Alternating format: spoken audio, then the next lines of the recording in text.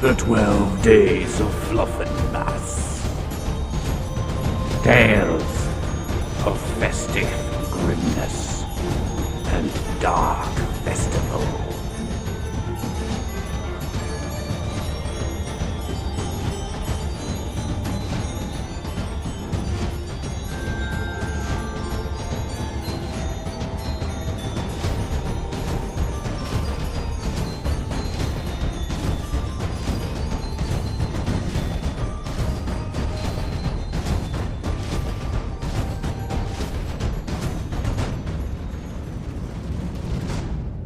Ghur.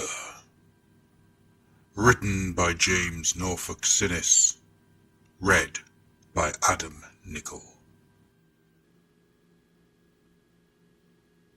In the high volcanic peaks of the northern reaches of bestial Ghur, where the wind blows ice knives across the skin of the barbarian tribesmen, where pines burst as their sap freezes in the bow, and still the mountain peaks belch out smoke and fire.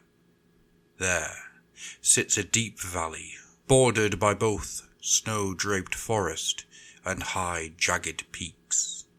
A valley unconnected from the strife and bustle of life in the bestial realm. Where the valley floor meets the forest wall, a palisade has been erected. Made of rough-cut pine, it rings the small village of Itrefil. Itrefil is home to a clan of humans, ones who spend their lives battling against the various beasts that inhabit the wild and the savage mountains around their valley home. As the nights lengthen and the winter frosts draw in, the clan chief is rallying the warriors of the village. "Ugla, you and your warriors will gather wood from the forests. Tall, thick bows we will need to strengthen the palisade," said the great bearded chieftain, Warblung, signalling to the group of warriors with his stone-headed warhammer. "Ithmir, you keep your slingers on the walkway night and day, and Ulfra, we need spears and caltrops, as many as you can make, and you will have all the coal you need." As the chieftain finished speaking to the assembled warriors and villagers, he banged his great warhammer against his bronze shield, dismissing them from the square. Over the next 11 days, the villagers toiled. Wood was brought into the village and fashioned into logs. The defences of the village grew higher and stronger. A great ditch was dug around the village and filled with caltrops and pitch. Barrels were filled with iron-tipped spears and placed along the walls so they would be close at hand for the warriors that patrolled there. In every hut, hovel and home in the village, a bucket full of caltrops was placed by the fireplace, and in some homes, a plate of jerkied grot meat, just in case. The nights grew longer, colder and darker, the cloudless freezing skies occasionally wonderfully illuminated by the borealis, created by the innate magical energies of the realm. Warblung stood upon the wall, staring out at the largest of the jagged peaks, silhouetted against an enormous silvery moon, frost forming on the braided strands of his beard. "We are ready for you," he said, quietly. It was the 12th night of winter, and all through the village, people crouched tensed in fear in their homes. Lights were extinguished, fireplaces doused, and caltrops emptied into the hearths. Moonlight glinted off the armour helms, and spear tips of the warriors stood waiting on the wall-walk of the village. Braziers were lit to warm the shivering warriors, and after a nod from the chieftain, a flaming torch is thrown from the walls into the ditch below, and a wall of flames rings the village. An audible sigh of relief issues from the warriors on the walls, and they wait. Hours pass. Tension eases out of the night. After a whispered conversation with the chieftain, a barrel of ale or two is opened, and the warriors fill their helmets and begin quaffing deeply. Perhaps this season they would be spared. It was the young archer, Merwith, that first heard the telltale sound of the beast's approach. A gentle jingle of tiny bells carried by the winter air. She dropped a helmet from which she had been drinking and scanned the horizon desperately. There, on the mountain. "Look!" she shouted, pointing. The murmur of conversation that had developed subsided as those on the walkway looked at the mountain. What was that? Warblung brought a pouch from his waist, a seeing glass he had purchased from a Duradin merchant some seasons ago, and raised it to his eye.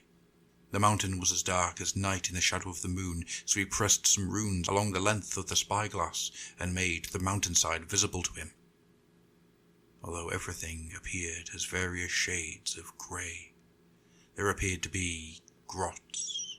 Swarms of grots manoeuvring a vast ramp into position on the mountainside. He watched as they toiled and noticed that they all seemed to have little bells on their hats and on their boots. He watched as they finished their work. "Archers, slingers, get ready," he said, and more loudly, "Ready yourselves!" As the ramp was fixed into place, a gang of grots rolled 8 enormous squigs onto the top of the ramp and strapped them to some monstrous cart mounted on crude runners. As he watched, a creature climbed the ramp, kicking grots from its path, and made its way to the top. A great auroch settled into the cart and picked up the reins. The chieftain gulped. "Roar!" shouted the orc. The very ground seemed to shake.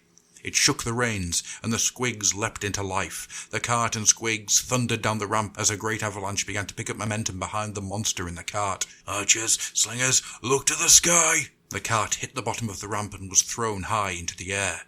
It arced across the frigid sky, its silhouette monstrous against the light of the moon. "Wah, wah, wah!" laughed the bestial voice. The archers and the slingers unleashed their missiles. They struck at the cart but did not penetrate the shields and scraps of armour that had been crudely nailed to the side. As the cart flew over the top of the village, things began to drop from it. These great round things bounced as they struck the houses and the ground. The bouncing object suddenly opened great gaping teeth-lined mouths and began hopping and bounding towards the defenders on the wall walk. "Squigs in the village!" shouted the warriors, who quickly raised their shields and charged from the walls towards the rampaging beasts. All throughout the night, chaos reigned. Squigs fell down chimneys and bounded around houses until they were forced from them by the terrified occupants. The warriors were bounced and battered as the bright red monsters jumped on them, over them, and into them. The great cart with its auroch driver fell from the sky, smashing through the roof of the chieftain's great hall. The door of the hall was smashed open, and the auroch emerged with a great grin across his green face. A tattered red jacket stretched across his muscled back, and a red and white pointed hat tied to his head. "Wah, wah, wah!" he bellowed, as he reached into an enormous sack that was upon his back and began to throw yet more squigs at the warriors that had rushed to intercept him. The chieftain stepped out of the crusher warriors to meet the mad auroch.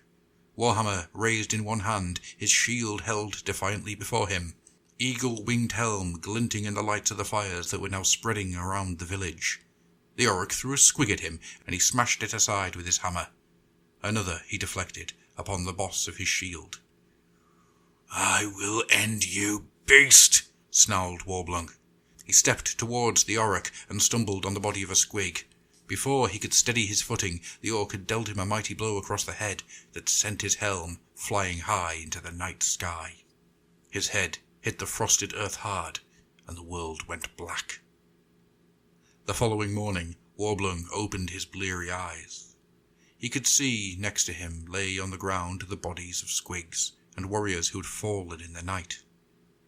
Next to his head lay the piece of coal that the great mad auroch had struck him with. A group of his warriors, who had been piling dead squigs into a cart, saw the chieftain trying to get to his feet and rushed over to him. Strong arms helped him up. He looked around at the wreckage and destruction of his home. He saw a great hole that had been smashed in the palisade wall. "I'm guessing he got away," said Warblung. "He did, my chief," said one of the warriors. The chieftain sighed heavily. "He left the cart in your hall, Lord King. In the back were these, hundreds of them, and ammunition." The warrior held in his arms a short rifle of Duradin make. Warblung took the rifle and sighted it down. "So that's the rifles this year, my helmet the year before that, my shield the year before that, Warhammer the year before that." The chieftain shook his head. He gripped the rifle tightly. Train well with these, my warriors, and next year we will have the beast.